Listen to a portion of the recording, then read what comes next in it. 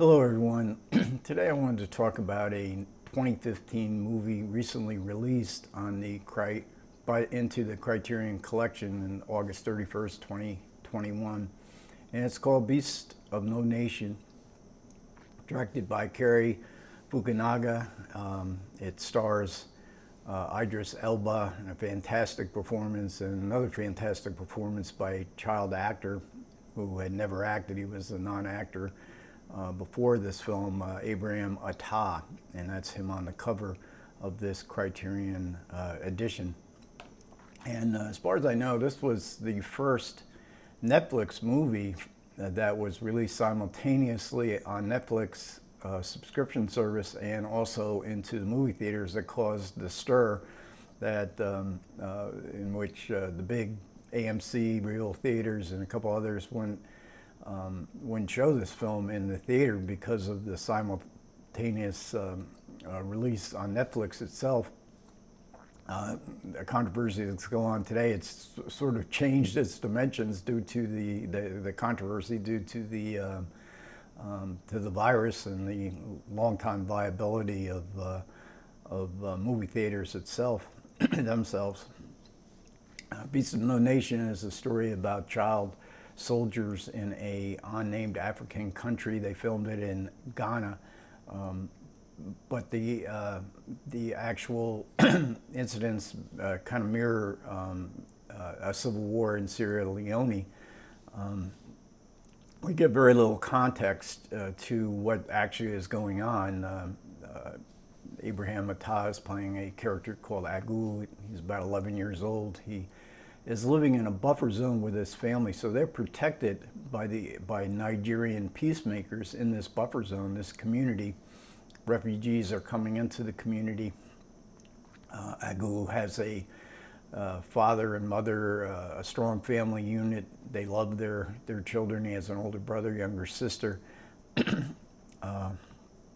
And we get to see kind of normal family life, despite the fact that they're living with civil war raging all around them. They were living in relative peace. And this goes on for maybe the first 20, 30 minutes in the movie, and I thought it was absolutely fascinating. It was kind of like a village life, a community. There's a church. There seems to be a hierarchy, the wisdom of the old, and just the family dynamics that are portrayed. I thought it was really fascinating, unfamiliar to me, average life in an West African country. But then the buffer zone breaks down, bloodshed begins. Agu gets separated from his family. He's lost in the jungle, and he's picked up by this kind of ragtag-looking guerrilla outfit whose commander is played by Idris Elba, and he is very charismatic, very powerful. So Idris Elba suits this role, even though he's a villain. Suits this role very well, and this commander is attracted to having children under his command. They're easier to strip down and make into killing machines.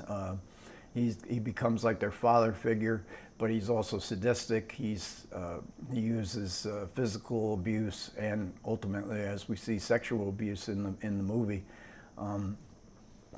And Attar, it takes him a while, but he eventually does become a part of this outfit and a favored soldier in this outfit.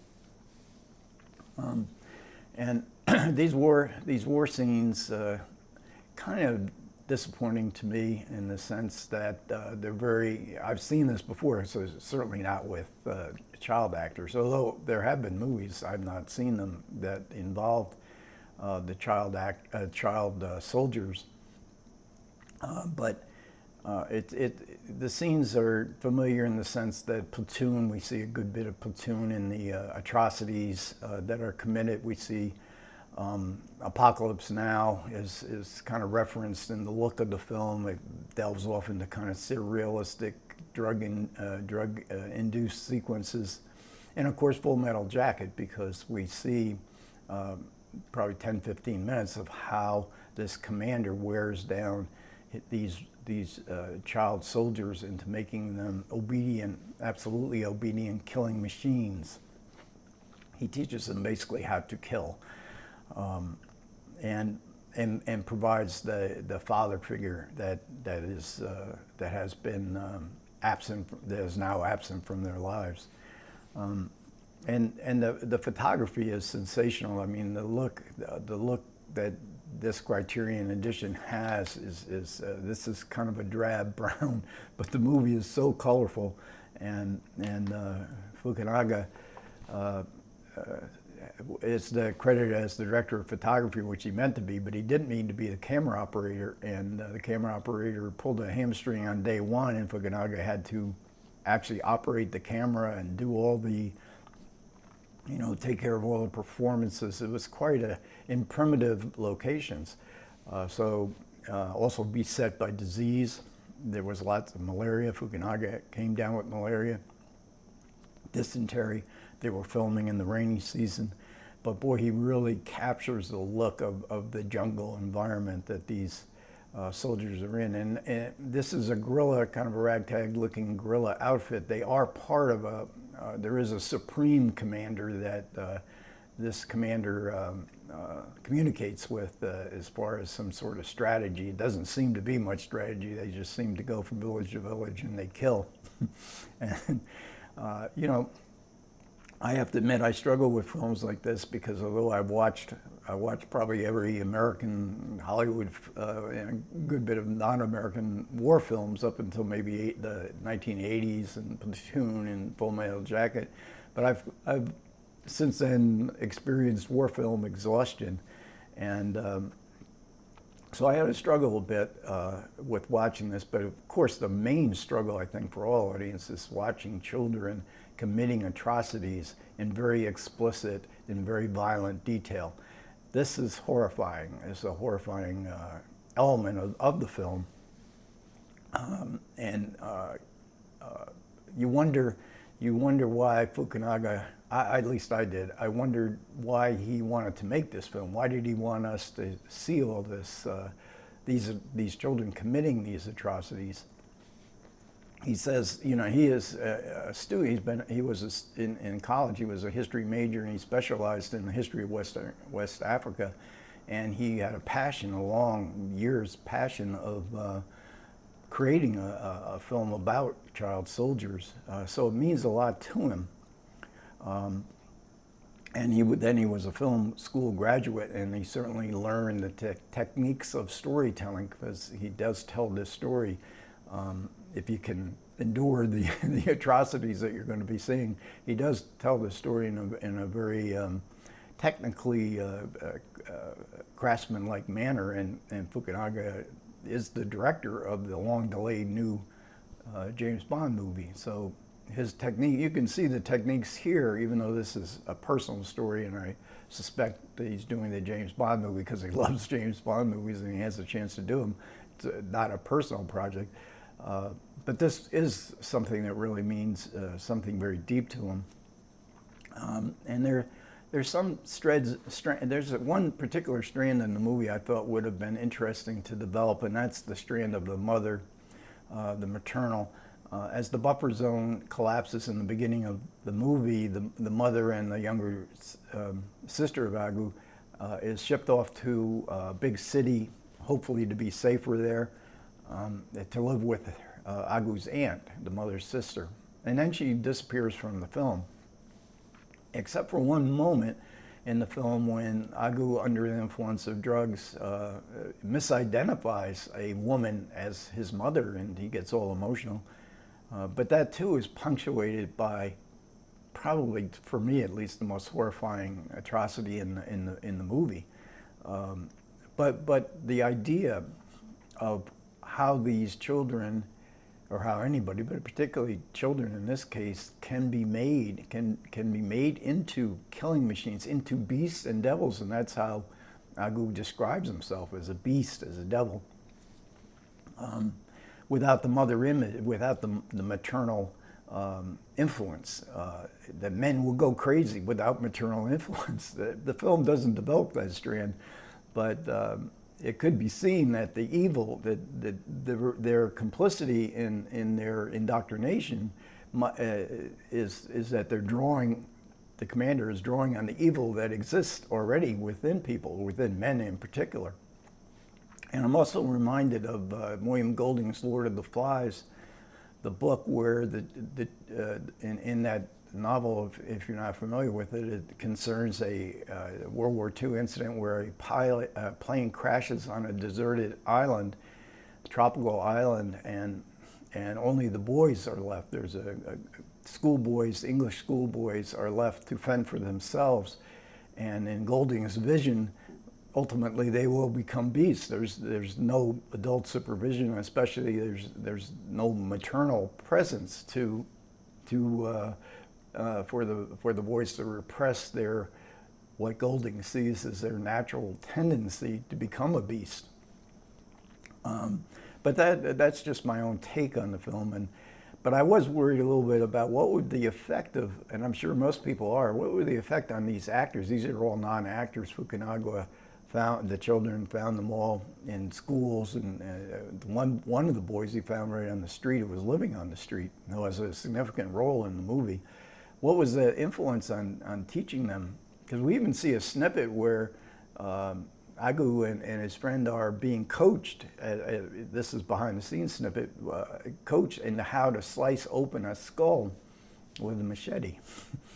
I thought it rather bizarre, but the kids, according to all the testimony of both Abraham Attar in the supplements and the producers and Fukanaga himself, says that the kids were not. They just viewed it as a game. You know, all this was a game, children's game. They were just play acting, and it kind of reminded me of my own childhood when it was acceptable for boys to have an arsenal of toy guns, and we'd run around the neighborhood pretending we're at war with each other.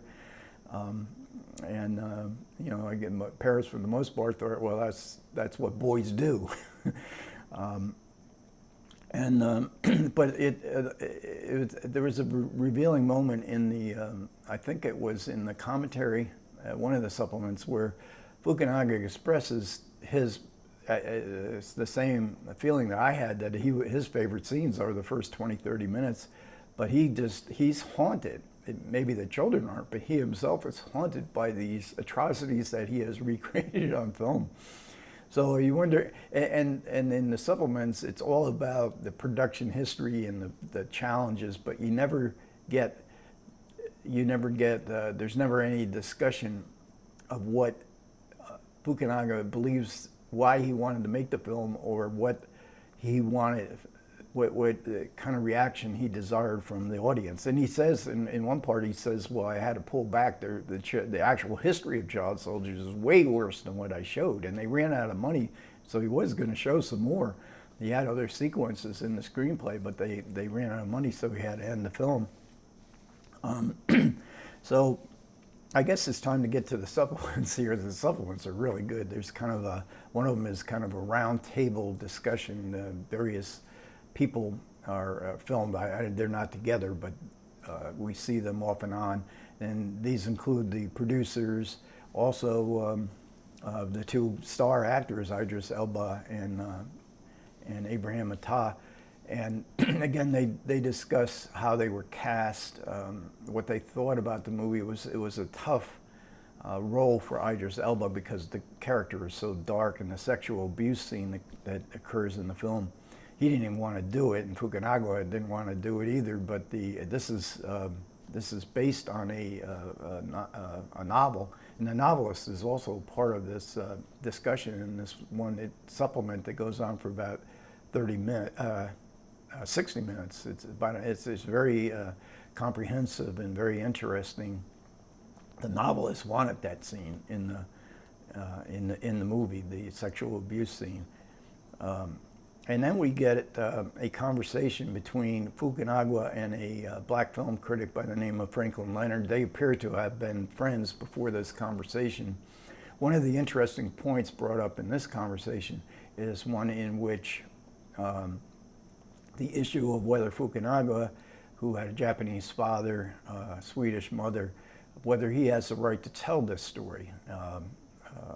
Frank Leonard, being a black critic, kind of cast his blessing on it. Oh, that's okay for you to do it. You did your research, and you understand all this character, the context of the movie from a historical point of view, even though there is no historical context much of it at all in the movie. Nevertheless, a very interesting supplement. And then we get a supplement on costumes. I'm always saying, oh, costumes is going to be interesting. And they always turn out to be terrifically interesting. This is one with Jenny Egan. And she talks about how she came to design, because this ragtag gorilla group had very intricate, very colorful costumes. And they, and then they had to be consistent with this from scene to scene. They pretty much filmed Beast of No Nation in the order, the chronological order of the story, and just the whole you know, we see pictures of where they kept all the costumes, and I mean, she did a great job on the costumes, especially the gorilla. And she tells the gorilla outfits that these young boys are wearing, and she tells the story about they were in a town where they had to use the villagers as extras, and they told, you know, they didn't have the money to costume all these extras, so they said just wear, you know, your own clothes, and the villagers took that to mean they could dress up in costumes, so people would come as Frankenstein or Santa Claus or whatever. And then there's the commentary, and the commentary is between Cary Fukanaga and his assistant director, John Mallard. This is, again, is mostly and almost totally in how the film was shot, the different production challenges that they faced, which were immense because there was no real film industry in Ghana per se. So. Yeah, and they had to, obviously they were working in jungle scenarios. They had snakes, black mambo snakes all around them. They had a film with a black mambo, what they thought was a black mambo hanging from a tree right over the set, or the portion that they were filming. So it's very humorous, and you really, the dedication involved in making this film, you really feel that when you listen to their commentary. And then we get a leaflet, and it's Beast of No Nation on the cover, and we get a picture of Abraham Attar as Agu, and this is when he has become this beast of a no nation. And there's not very many stills. I'm always disappointed. You know, that's why I like a booklet, because you get essays, but you also get a lot more stills. And this is Abraham Attar as he is beginning his indoctrination. And here is a shot of Idris, Elba, and this is the commander who. And then there's also a essay by Robert Daniels on the other side, which is very good essay. And it's really, the supplements on this are superb. You know, with the caveat that if you are like me, you're not, you don't want to, well, let's watch a film tonight about watching children committing violent atrocities. If that bothers you, this probably isn't the film to watch, but it is a film outside the realm of, like I say, I have war film exhaustion, but by the time I watched it and went through the supplements, it really was a worthwhile film for me to watch, and again, with that one caveat I mentioned. So that'll about wrap this one up. Thanks as always for everybody who managed to listen to me. I really do appreciate it. Comments are welcome. You guys take care.